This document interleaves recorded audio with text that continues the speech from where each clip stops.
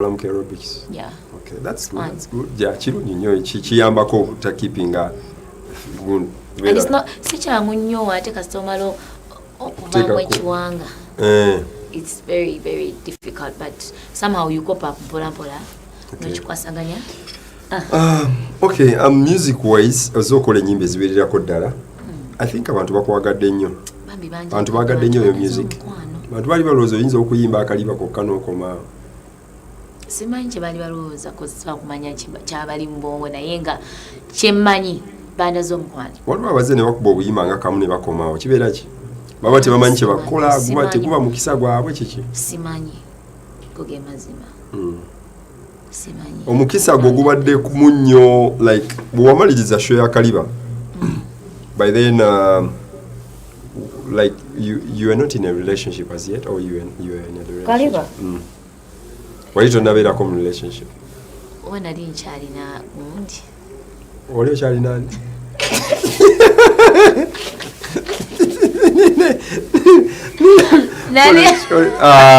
Tekisoboka. Muwala okyali ki? Gundi. Nedda sebasya. Oli olina ky'omanyi. Nedda. Ebyeddala. Rema, nedda tekisoboka. Kaliba! Yee nga gundi. Naye kasooka nzijukiremu. Rema, tetuwali kyenzijukira. Kati kyowakana. Ebyeddala. Oli okyali sealed? Nga tewakwatako. Mbu kiki? Mbu yasamukula? Nedda. Sha maama ng'omukisa agujjawo ogwo ng'egwalema bangi. Abantu nga baali batobye. Bani. No, zino of course baali abamu Katonda yali abalaba. Katonda yali abalaba. Naye nga tukibeeke. Okay, kakati tulaba ng'ojja n'otandika n'okola concert yali very successful n'obeera so powerful z'okola ennyimba. Abantu beebuuza nti obutakola concert, is it because wali oyingidde relationship okuba nti kati wali otandise okubeera n'omuntu n'omusajja then nojja ne wayingirawo eby'omwana like you had to give it time obeere nga releasing a music? Is it some of the thing that ekyakulemesa okuba nti okola concert? Because ennyimba zajjaawo enzibu ennyo naye nga not really. Omuntu alina okumanya nti even when people get into a relationship or they start staying together or they have kids together, bulimu aba ne dreams ze. Okitegeera. Ate omuntu alina okuba nga akkiriza mu birooto byo ate nga akukkiriza okukola ki? Okubituukiriza like okitegeera kye nkugamba. And if that wasn't the case in the first place, nothing ever happened. So still nti omuntu asobola okuddawo n'okutogera omuntu no, don't do this, don't do that, no, because you're in a relationship. Okitegeera. Kali just kiri bangambe nkya. Sijaga nti kyali kitegeke nti oba nti nakitegeka sinja kuyisa ibanga bwetindo kenkole concert. But I just felt it naturally. Like I want to share a journey with people. And journey, like you have to give them something when you feel it's ready. Go in at your phone. Like, and it just doesn't happen in just a year or two or in a few months. I always want to do something that there's a journey I have to take you through. Ochitegera omanye nti kati wano we yali laba bwana gundi bikyuse nnyo. Basically oje wokomye okujja kati nga bagenda okujja ku Serena. Bajja kudda matop nanga there's a lot like ebyenjawulo no abantu tebakuova. I think they are over. Is it overpowering you anyiza kitaminga atya? Abantu tebakulaba nga gwakola concert ey'okubiri. No. Bakulaba nga gwabadde ne concert ennyingi nti kati oyongerako bwongezi. Do you know why? Sibayi lwaki balowooza buli wokola olimba ebeera nga concert. What is that? Like it's bawuli anti bakubangambe nkya. Basically, you don't blame them because it's you they hear around. And naturally, I've not been doing concerts, but I've been doing these tours around, like the regional tours. And then, like, I do shows up country, I do shows all over, and I'm headlining the whole show. Concert. Because when you're doing a concert, it's a more organized thing. Like, it's more of, government taking people through your journey.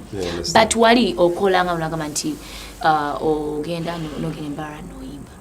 Rema tumese gundi bawulyanga mbadde nga akola ki concerts cause mbadde nga ntegekebwa okitegera nga I'm headlining the whole show okitegera ne bakutegekebwa ntunga gwaliko mulina amanya tugenda mu concert yani uyachiwa tugenda mu show yani ya Rema but it's different ekichuba different from the concert because so integeke bampanvu nnyo this time you're going to give your whole yes buli kimu kyonna kyo zenna era njagala abantu bane bajje mu budde like bakeere so that sipa kututupa kuba budde tunakugambe ne budde bugwayo tupakuke tubawe you know banjagala bakeere bulungi nnyo bawe ekintu buli kimu kibawene nzenna neemaleyo byonna in your head omanyi oyina ennyimba meka like how many songs you have in my head zokozeeko mu studio ne videos like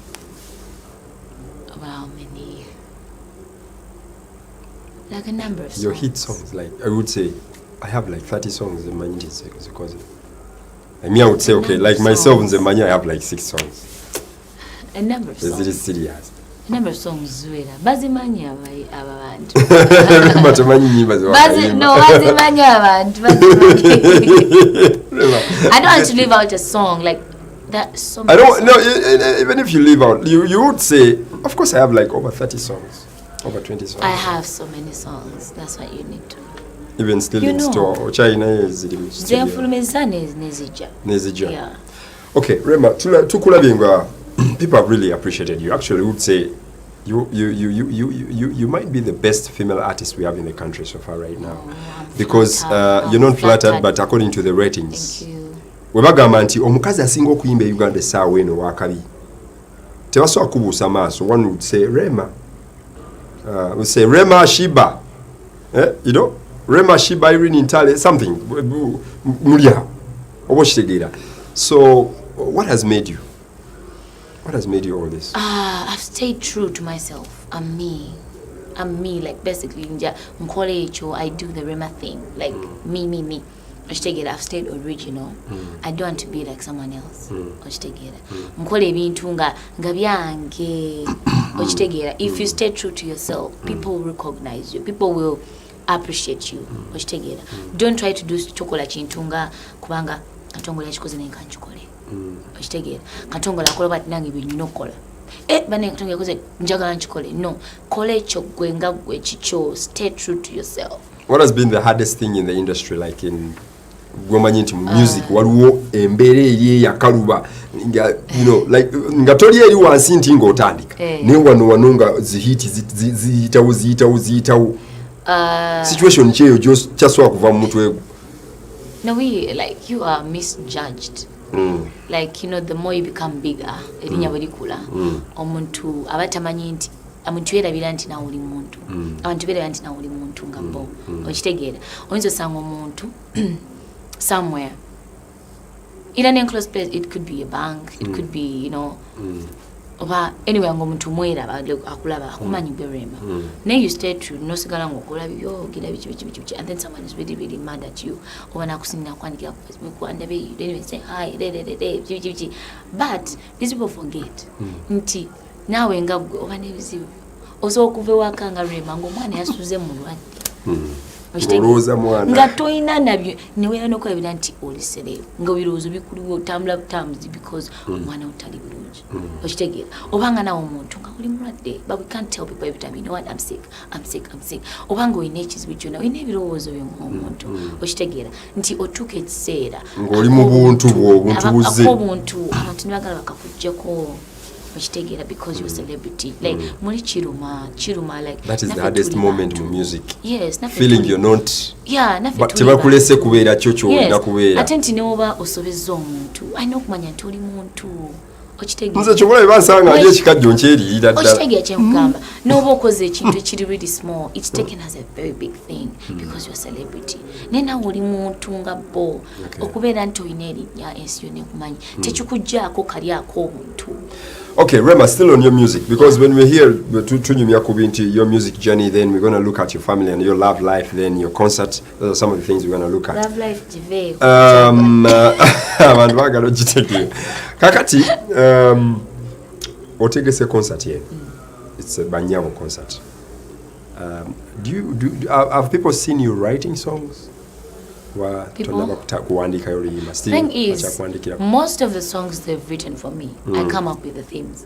Okay. Because it's me who feels like, that's why you say, hey, nyimbo zima no still come feeling. I be there and I'm like, I have to sing about love in this kind of way. And nyimbo kuchino. Pia njagala kuimba kula mungeri wait yena creating sometimes you might not have like the right words to put everything together ningo ina omulama mutwe gunomanya nchino chempira in this kind of way, just like even Banyago song it is something we have always talked about with my manager naga ningamukabanja imba kumamba but mungeri chi ochitegera netumanya tuchivako like after a long time netuchivako then it's like you've grown up with a single mom. Agenda nayo kutunambula mwenga nayo kusene mama single. Nanga necho chino chiri buli wamu. When tunde like most of the people, ba mama, even when like mama and tata babira bonna, somehow ba mama they're taking on responsibilities. Izaba tata. Okay. Sometimes mu bulungi olala buchi mu bubi. Nengamba this is the only thing that can put people together. We call upon, we sit down and think of a good writer who can put it together. Okay, international scene, Rema. Seems like, are you interested in going international or just Ugandan? Because why does it seem like? No, because I collab with an international artist. Maybe Biniman, or maybe thinking about like, because Bao tumulaba imba n'abantu aba okitegedde. And you feel like it's too late for not too late, but I mean tonnabafuna mululu ogwo oba tonnaba naturally mululu still, but waliwo abayimbi abalina omululu gwa music ngagamba no okutuuka waawo buli omu alina dreams fena twagala going bigger. Like you want to grow bigger, even the next time that you want to go bigger than what you are, because but sometimes you can look at someone but someone is planning stuff. It's just a matter of time and you get to know. I'm not rushing to do anything. I'm not like complaining. I'm not doing one, and I'm just so grateful that most of people think, you know what, Rema, you need to be there. You need to be there. So what do you mean? Like, it means a lot. Jebari. More Africa. Yeah. Like diamond platforms. Like to face it here. You're not talking about diamond platforms, right? Well, namunyigira. Rema diamond yakola chino. Yeah, that is his life. Wamunyigira. No, you've said the truth. Wamunyigira. That is you. Yes. You're just talking to someone who knows you. Demon, wamchawa because ya chawa Zari. Yeah, ankola. Zari. Olabiko oleleza Zari n'okufiira awo bannange oli ofanga. Munange, oyina okwalanirako. Opalanirako. Nikumpalanirako. Ye no yakoze TV. Yakoze ebyaka. Yakoze TV and radio is going on. That's good for him. Bezali yabitadde. Mbereyo ne Zali. Mbereyo ne Zali wamu. Obadde otesotya. So ne omwana natajja kufa. Nengera kimala ne kigwa. Anne olabika okoleeza tozikiza. Anyway, so with international collabos, of course, I need okujja gy'oli. Nagamba, I need a collab with you. You never know. Rema. Ghana? Of course not. Okay. So Ghana. All right. Just joking around. Okay, Rema, we miss so much about radio.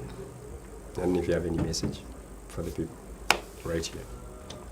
Like, we're missing him. I mean, any message for what happened? Have you tightened your security? Is your manager on your neck? Like no movement like that? No going just anywhere without him? Maybe nebintu bizibu. Tunasoka kwesabiranga abantu because nebetwe kumatutya Katonda ono asinga okumanya, you know, our ways, amanya what's going to happen. No musaba nakutaasa nikyandi tusaba nekitakutuukako. It is so sad, and every time, you know, I see his pictures, you can't just believe he's gone. Yeah, you like, can't believe just he's can't gone. believe he's gone just like that. Mm. You listen to his new music and you're like, really? Why? Like, really? Like, you even think like, okay, he's just joking. Like, I think just like, feel like, I think he's joking, he's hiding somewhere. But you know what? It is so real. Like, it is so sad. It is, oh my God, it's a big blow. It's a big blow to the whole world. Like, it's... Anyway. Yeah. But of course, a question yeri artist Fernando is that we a little bit more careful when we get together. We have to. Something like that. We have to know kuba careful. But I think your life is so keen. Not really. I'm just a human being. Why can I say my life is that it's cutting out this? No, anything can happen to anyone. You know when things are going to happen, like you can't know. Anything can happen to anyone at any point, at any moment, when you least expect it. Which again. So it's just God. Yeah, we just have to pray and you pray as you begin, as you try, which you try your level best. Rema, still on music. Omanyi music only so it's one of the biggest things that people love and people always look out to. Bobo wetegereza rangozi ezizibeera mu music. Abantu bazze bakusaba ebintu bingi nnyo. One, ekisingira ddala okubeera ekikulu waliwo pressure gye baateekawo nga bagala oyimbe ne Kenzo. Kenzo nakimubuuza naye nagamba right time tennaba I think those ekiseera kituuka ddi. Jay-Z has performed songs with Beyonce. You know, try to Rihanna yayimbako ne ex we wakati babadingana bichi Ruta yayimbye nyimba nyingi ne mukazi we. I mean, Rema Kenzo really. Bizibuzibu. Kugamba obutuwe kituuka mu luyimba oba mwezi alawa. Not really. No, I do appreciate his talent. I do believe in him, and he does believe in me. Do you enjoy his music? I do. Why not? No, it's like, are you his fan? Yes, I'm a fan. But is he your fan? I don't know about that. You've not heard him say like, of course, because music. He's like he's supportive. He's supportive. He's just supportive. He's supportive. Waliwo supportive. Naye ga mukazi wange ayimba nenze byayimba tebinyumira. Naye just mwagira. Then that's up to him. I don't know, but he's supportive. Sure. Yeah. Okay, that's cool. All right, but somebody wanyo tuline Rema Namakula. Of course, tugezako okutunako ku music we na nebyo ebiriwo ebitambula ebya music. Of course, binje bize bibuuzibwa ku music we na ki byemuze mubuuza. Of course, ebibaze bize mawulire ebingi nnyo. But of course, tubigezako bitunulira tugezako bimenya mpola nga mweteko kuba ku masimu namwe mbeko ne kyembuuza mpola Rema jukira aina concert waliri ku Serena Hotel na kuzomezi nga mwenda bene tugende tumwagira omwalo ono mkyalo ono kati wala mkyala mkyala musuza tugende tukole ki atenga 10 mukono atenga 11 Freedom City. Okay, still maybe I would say the last question about music, then we jump into some little bit of other topic. Okay. There's this label Big Talent label. Yeah, Musuza. Recently, by signing up Pierre Pounds. Namuchaza one, for sure. Nemubuza about amawulire byalibiwandiika kati Kenzo aleso omwala mu Big Talent signinze omwala Rema ali ku bunkenke kirabika emanyi musajja musiraamu oyinza okuba namba 2 ne Rema alabika amiza amazzi ekyakigumidde. What is all this crap? I don't know. Rema, you know you've seen this thing. No, I don't. You don't know Pierre Pounds? Like, I've heard, like, someone has been signed and, like, everything that happens in Big Talent, like, is not my business. You're not a member of Big Talent? I'm not. Rema, you need to be careful I'm here. not. This is your husband's business. No, I'm not a member of Big Talent. I'm an artist. But you go there? On her own, and whatever happens there, it's their business. The management, yeah, Big Talent, Nablichimu. Like, It's not You having and nothing Eddie to do- Kenzo, it is family, strictly. Yes, it's strictly family. So there's Rema, a musician, Yes, and Rema the mother. the mother. Yeah, So Big Talent is different business. different business. So whatever happens to whatever Auntie Kenza signing the Pia Pounds or anything, That's their business. but she was here now to come and there are moments where you Big Talent or maybe in Gabalimu rehearsal, then you advise, you listen to that music, you appreciate, blah, blah, blah. Does it happen? Was she lying? I don't go there. No, we're just trying to talk things slowly, sweetheart. Oh God. No, I wanted to say this. People are watching you.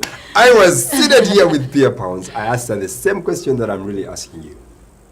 She said, Rema ajja ku Big Talent offices e Makindye nga tuli awo tulihasi era tumuwa ekitiibwa. She said, they respect you so much era bw'ojjaawo bakulaba mukamunene azze n'obawa amagezi nti banne ebyo muyimbye oba this mutereezeemu katono nga maama. Does it happen? Wabula nga ntongole ndeka. No! Honestly. The world is watching you, Rema. Yes. Hi. They world. are seeing your reaction right now. I've talked about this girl, you're pulling down, you're all like, What can I say? Kakawala. Oh really? That's what I'm saying. I don't want to talk about the girl. I don't know the girl. I don't even know her. Are you going to say that? Katongole. Nengo chimanyi concert etuze. No, I know what is running through your mind right now. Like, Nengo saka kugera kwa mwalanja mufula munene. No. Ochimanyi concert etuze. Concert etuze. Mwenda. Tagenda kuyimba. Mwenda Serena. Rema. Rema. Ate nga komera lumu. Freedom City. Oh my God. I'm enjoying this. I really need an answer there. Pia Pounds tagenda kuyimba concert ye. She was here. Nalanga concert ye. Nagamba agenda kujja ayimbe. Rema omwalo oyo olabika omutidde. Katongole. Can we move forward? Well, we're going forward, but I need to ask you this. Era omwala namugamba Rema bw'anajja wano, I'll ask her. No, let's go forward, honestly. You don't want to talk about that? Let's just go forward. Forward. I'm enjoying this. Okay, Rema, that's cool. We are ready for your concert. Ogenda performing all your songs live. Bane bagenda okubira? I know you're rehearsing already. Yes, it's a fusion of big different good band players. Yeah, but the core, UB5 mixed with different players. Like I tried to get like good players and form a band. Okay, artists yabagenda okwerekerako. But artists mikwano jange baja. Oba it's about you. Manyi waliwo yakolako concert yawo ku Serena. Wayimbayo omuyimbi omu yekka ye kyonna yakitandika n'akigala. Nemukitwala mutya. Okay, bantu banyumirwa because it was about the artists. Yali munene. Yeah, was cool. sometimes like many shows are Serena's did different. Oyinza okuba olayiniza ku bangi. Shows are Serena's did different. It's like it's an up close. Like you want to, see it like. I remember Juliana yalinako nga babiri. Mpola, or you're getting a like you have to learn to take your time as a musician. Or you take it sometime oyinza obutaba nabachi. Nabayimba mu bangi. Okay, kale oyinawo kibaani. Webali mikwano jange. Mikwano jange bonna gye bali. Kale your husband alina okuyimba. Yeah. Mikwano jange. Pozi oli wanganye mwogerako pia kale sijja mwogerako. Bebani mikwano jange. Big Talent bajja kuyimba. Evans alina okuyimba. Waliwo sikyaddamu kuzanyira. Bwe banganye.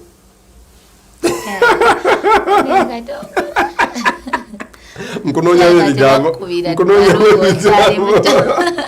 Okay, Rema. Music, we are set, we are all set, now we're ready. Yeah. We are talking about now your love life, Rema. Yeah. This is situation in abantu bagala nnyo okugitegeera because oli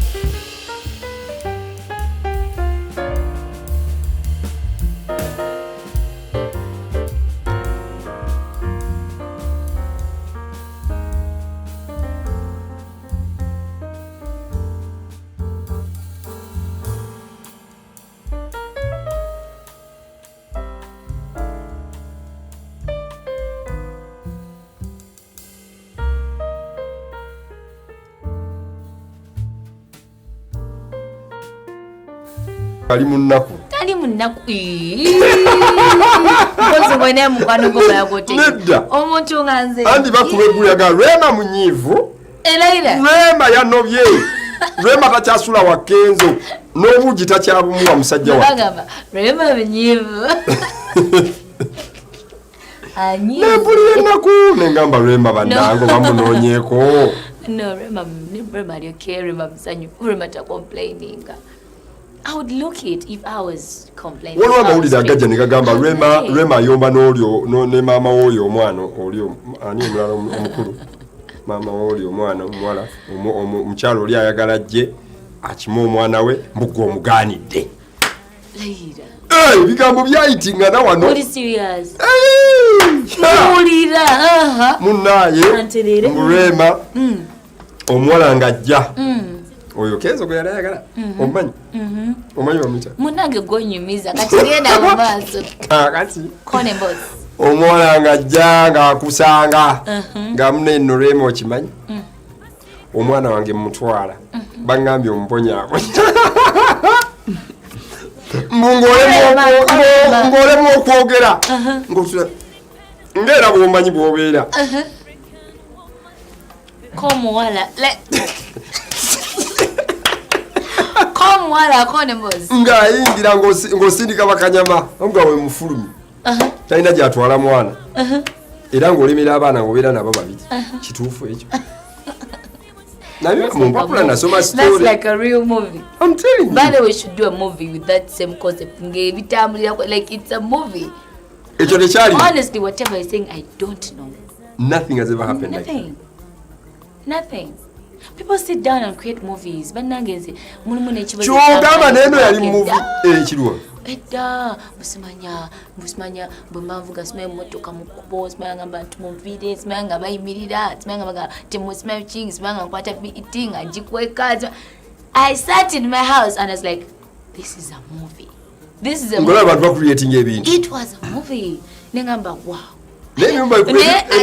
Nayagala character jebampa yali ya rochaf, like you know, I was like yeah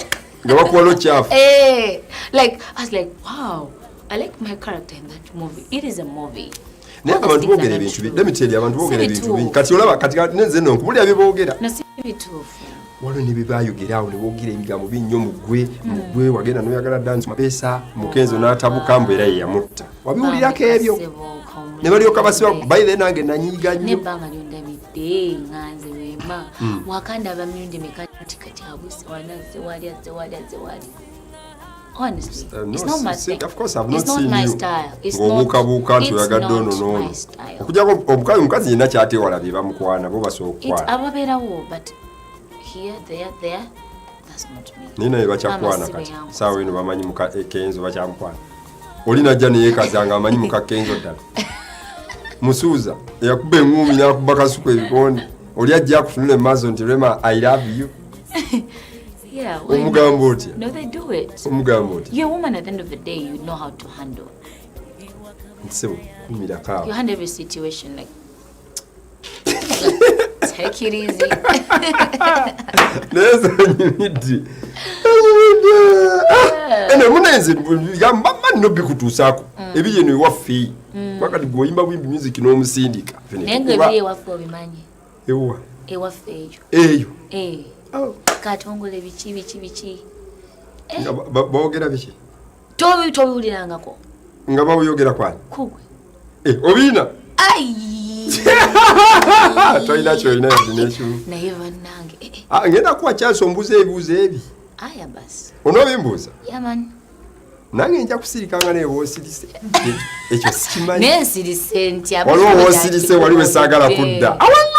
But what did you Omanyi umuntu bosirika oba toyina what to say, like you don't know what to say about a thing because you don't have enough knowledge about it. Yeah. Gomanyi bagamba mu Kenzo takyasula woka asula ino mu studio e Makini.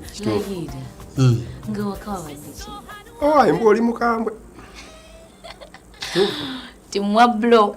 Mwe mtu kambulira okwebaka. Otunula erino sawo piro.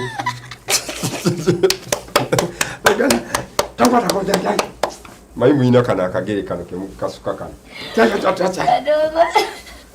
ate nawe olabika okayina. You're going to kill me from this place. No, seriously, Akagere akolabika okayina. Akola tya Akagere? Nga yereeta nyini aleeta obugalo. Kituufu. Who had a camera there? No, as in like. Because it's when every man passes through that. When people are sleeping in their room, it's only the two of them, right? Yes. And who was there? There are those moments that you don't want someone to touch you. No, what I'm saying. That is who no. was there to tell you? You know, I saw them. Oh no, no, but someone's character can do that. Rema tosobola kuba wa kisa nnyo nti omusajja buli lwakomawo mbobeere mu kifuba ekyo tekisoboka mutonyiigako nganyigira nabiko okunyiga nga mama nga tewagawulidde nga wawuliddewo olugambo nti omwami alina kabuuka nako ddayo mu bukazi bwo bameka babikola nnyo ebyo. It doesn't work for me. It does. Nti babikola nti buli musajja oyo malevu mubuuzi kyali wange nimbi amma bwawulira olugambo omukyala tegira takusamba akagere gwe tonnabisanga mumbeera mutya simanyi nakumanya tojjukira nakibaawo bugwe bakatomanya mama gwenga wesimba bakatomanya. Anyway, those are speculations. Of course, you know, people think so many things. Nebaje nebaloza kati wano ne kino kye kinasema eno za kya kumanya nti wakubira olimba luno balinda omwayimana Eddie Kenzo reason ya sorry ne Chris Evans nti ebiseera ebisinga ekyakuyimbisa olimba olwo abantu babispeculating nti omusajja agenza nnyo nkwano naye mbuza njagala tubuulira amazima obagala akyali n'ekkenzo kwafrika yabwe tujagala nnyo bannaye mbutuufu muwulire ekintu ekyo kuba nenange nga mbonyeebonye nnyo kuba nze ninze bulinzi neetwalire kasana lwero naye lema tubuulira amazima mukwano kuba naffe emitima gituluma amma mubuuze lema tubuulire mukwano amazima kubanga njagala yammwe naye ndaba ebigambo ebiyita mu mawulire fulanga nsibwamu amaanyi mukwano togwamu maanyi nisha mukwano abawagizi bayinza okukuumira mu relationship erimu ebizibu bannange n'obeera ng'obonaabona we nange okoggaakyo kanga omusajja akutudde mu maaso. Hello? Anji. Akangole? Hey! Ogamba ki munyarwanda munnange? Kale sengono gwe nazzaawo. Ono mama wane nateeka kuzinyine sero timbanyarwanda. Oyo mwana bamutwala oli ludda wa? Owaaye ensinzibuula. Naye munyumye. Mama Labe embaga.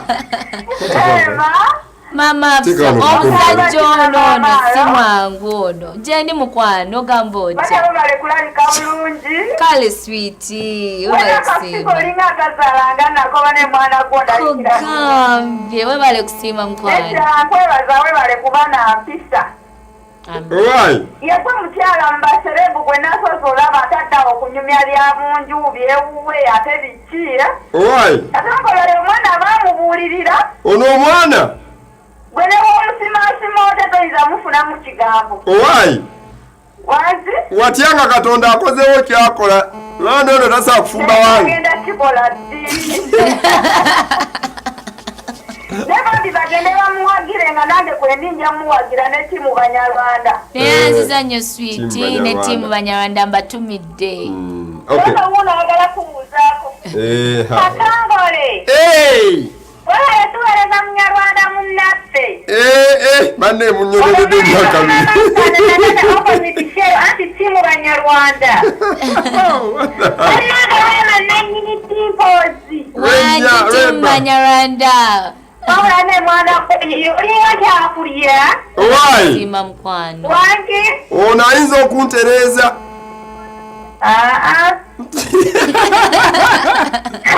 lema wangi switi ne banne bwowola abantu bajje bakuwagire bajje mukwano bajje bampagire mitwalo 10 ku miliyoni 3 Okay, that's small money. Nyenyabo. Bannange bakirani wagira omwana. Tweyaziza nnyo. Njagala ompe mukana akaseera lulindo nni. Njagala bannyabo banage bamaama tubeereyo nnyo. Afa banage nga yannuma nga yambonyabonya. Okitegeera omwana aluma mama Hafsa. N'abakoola tulaga abasajja nti ffe tubasinga obungi n'obuvunaanyizibwa. Okitegeera. Wale eriyo abasajja ffe tuli mu abaana. Wadde olwalo mama Hafsa. Abasajja ffe tuli mu abaana. Bannange. Babalumira. Abaana batuluma Rema. Kakana. Buuza bba wajja kunnyonnyola. Sajja n'ofuna omwana enkya n'otakola n'osiiba waka. Oh. Kakana. Ng'omubiri gukuluma. Alo? Nongole. Wangi. Kale bana. Nongole. Omwana ono omulaba otya Rema? Rema oyo omulaba bulungi nnyo. Kiki essamubuuziza kyewandiyagadde omubuuza? Kidaya okumubuuza kansasene yanjire nze promoter services Muganda Ebugera. Okay. Kidaya okubuuza Madam Rema. Wangi sebo. Kakati kidaya okubuuza. Oyimbayo gina ntimba n'omwagalwawo ekigenzo. Akayimba ka. Olina abaana bameka. Muganda Ebugera naddanga timbaali n'okumaseneera. Sooka okome ku oyo. Sooke tuddemu ku eri. Akayimba kajja kujja inshallah. Are you serious? Yeah, kajja kujja. But have you really sat down to talk about that song? Yeah, kajja kujja kayimba inshallah. Then abaana bali Abaana babiri. wazala ddi ababiri? No, nina babiri, like literally nkitwala nti nina abaana babiri. That is Maya ne Ama.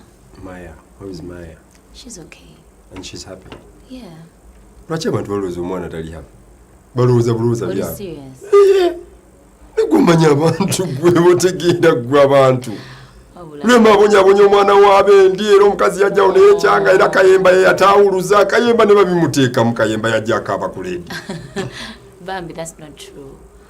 Osobola otya okubeera ne Kayemba by the for all these years? Oyo Kayemba. Kizibu gy'oli akulemerako obulemezi mwokikola olina oluganda ku ye.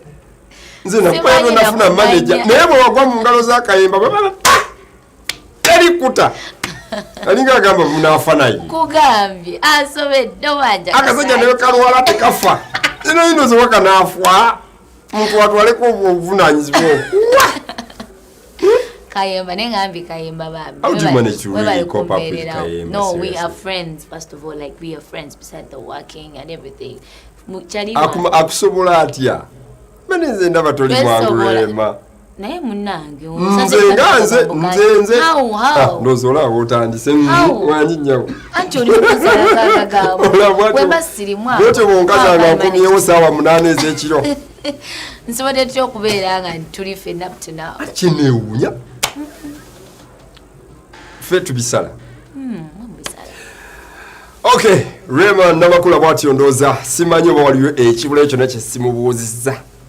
Buli kyonna kibuuzizza ebisinga obunebitabuuzika ebinogaano biddamu bakusibako matugamuzi kulisango mukazi gyali banaye Rema gyali mu maka ga bbaawe Musuuza embaga bweneebeze bajja babuulira era ali happy akyogedde si bwe kiri amma. How do I look? You're happy, look nice. Don't I look happy? You're happy. Yeah. Though That's somehow what that stressed. Do I look stressed? Yes, your Oh husband my is God. stressing you. Are you for real? Batugamba ko yalina n'omuzungu gwayagala wabiwulira. Rayura. Nja Nga sebanye. kuteekako embooko y'omuzungu. Layira. Oli omwana yeyagadde. Omwana w'omuzungu. Tomanya akayimba kakafe nakwanya omwana w'omuzungu. Nga gwe oli wano m'olinze mwami waka kufumba mmere. You done what? Bambi obimazeeko Gwe mulina olusalo ne bebe kuulu bayilawo. Do you? How? Baawo ne bebe tebazeekwata simanyi lwaki. Bye mazima ebigambo biri biti. Bebe toyina kino bebe gwe toli munene. Naddawe era obiwulira. Era bw'amala obyogera ajja n'agamba nataddeyo kino. Togamba mutagamba. nze nakubuuza nze mbirinamu experience kubanga era yateekangayo akamu najja naŋŋamba nataddeyo kanigaa nze toteekamu ebyo akati ge bagamba ki. That's not true. And I personally see na lutalo n'omwami oyo and I can never do that. Okay. Sisobola kuchikola. Do you advise your man whatever he says about Bebe Cool? Recently, I take a text nagamba. No, he says things and you read them because Rema, you're on social media. Do you ever advise him on what he's doing? They know how to handle their issues. No, do you ever tell him that you or your guy ya mkola chendi, ya nyabako kuchendi, you really did something about me? Can you stop?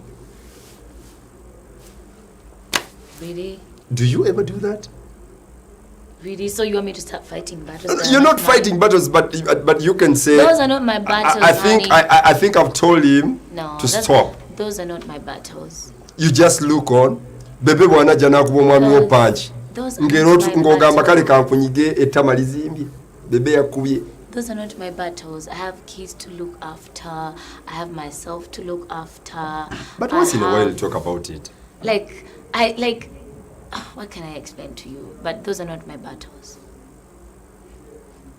Seriously? Yeah.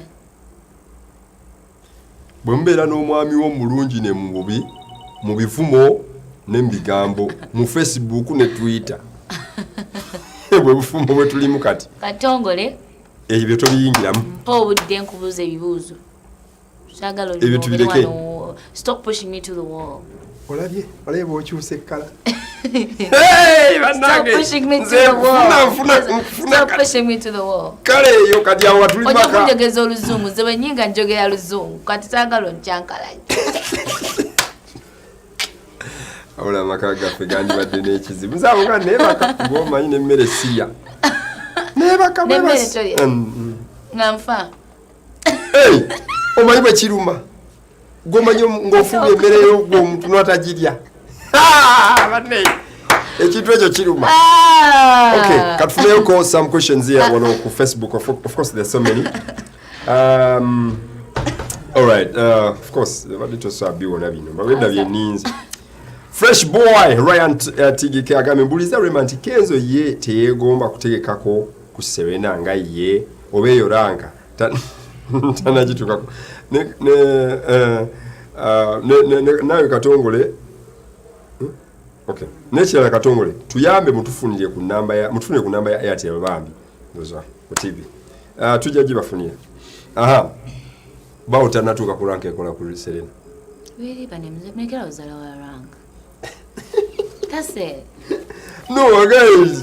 No, you should respect people. This one, who no, since fresh boy. That's what I'm trying to say. Respect people's work, respect people's art, respect everything. Like temuzala ranks zabantu. We all have different ways of presenting ourselves to the people. Oshitege tunengeriza njawulo. Wemaze njagenda ku Serena, yajizo genda ku Ken Over. Wemaze njagenda ku Sheraton, yajizo genda ku Moon. Ne fena tunengeje chwe presenting amugiri kizanjawulo. Okay. Yabbe dobo ono yabba eddobozi lye naggulu wa yabba ndoza. Katongole yakuweereza Rema n'amakula kapya kikaleeseyo guno omwaka n'akapya ennyimba ndoza bazirabye. Nebo byababuuza nga buli kaseera n'oba nkafulumiza jjaga. Sabrina Sebastian Sentume, Amon, I just thank her for the great work done. Thank you so much. Nicholas Abba agame Rema, oyimbira bulungi nnyo my queen. What do you think makes you the best female artist in Uganda? And what do you think of Uganda's music awards, which are hosted randomly? Should I repeat that? You want to answer that? No. Repeating. Oh, no. You understand? I think just like Nakugambi, I stay original, mbera myself. I stay true to what I believe in. I'm not trying to be like someone else. I'm not trying to be, I'm just doing the Rema thing. That's why I think people think I'm still relevant. And the awards, I really don't have much to say about it because sometimes awards come up randomly and all you the don't time, even know who maybe go awards zizo bayise mu mateeka kuzitegeka. Twaluze mpulira abo bazagala kisayo zibalonkinze just It is very tricky. It is very tricky because if someone has money, they can organize organize awards. Like bufuna muko kasente, you organize awards. It's cheap, like chinengeri je chitanategereka bulungi. Okay. Yeah. All right, ndoza tunataka kumalayo questions zino because there are not so many, a few of them like 5. Katusoka tufune akayimba karema. So compare akayimba karema wa kalunje nnyo akatali bannyabo, but give me some other song which is a little bit latest. Then tukomeko ne ebibuzo bino, then nayambuza ebibuzo and we wind up the show. We wind up